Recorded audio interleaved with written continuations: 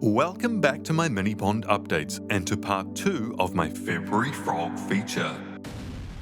Remember that there are 6.5 species of frog that live in Germany, and last time I showed you 2.5, the lovely common frog in the garden, the moor frog in the forest, and the half species would be the edible frog in the forest vernal pool, a crossbreed of the common pool frog and the marsh frog. Regards the marsh frog, I know you're all aching to find out, did any froggy friends visit the mini ponds? Well, one grey summer's evening, I went down to the field pond to check the cameras, and as I was removing some leaves etc. from the pond, I was shocked to discover this big old creature hiding, sort of, under the pond grass. This here is a marsh frog, or Seefrosch auf Deutsch. It looks very similar to the two other types of green water frog, but because of its size, the biggest in Europe, its bulk, and also the fact that it's happy sitting only half submerged semi in the open, I can be sure that it's a marsh frog. Adult females can grow to over 15 centimeters in length.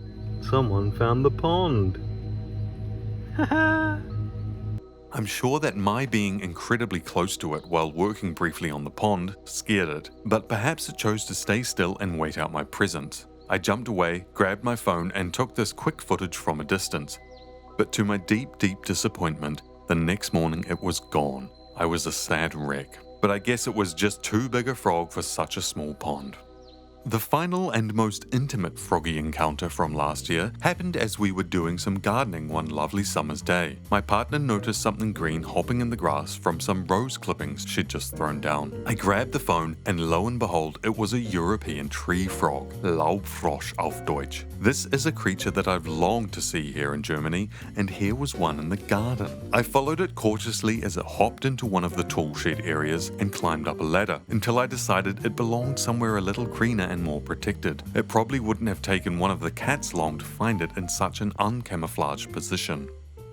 So here I am carrying it carefully and enjoying its company. It climbed up my arm and over my back, even stopping to sit in that ridiculously adorable praying position.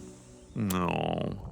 It hopped off my back into a yew tree, which I thought perhaps wasn't ideal, so I grabbed it quickly and transported it carefully to the garden mini pond, where it posed for a photo before jumping off into the dense green surrounding herbage. Just gorgeous. That's it for the February frog feature. Perhaps the ponds are too small for any frogs to really feel safe and comfortable in them. Or perhaps given that this year the ponds are already in situ for the early spring emergence of amphibians, they'll be visited a little more by some froggy friends. We'll have to wait and see. Thanks for watching and stay tuned for more updates from my mini ponds. Ciao!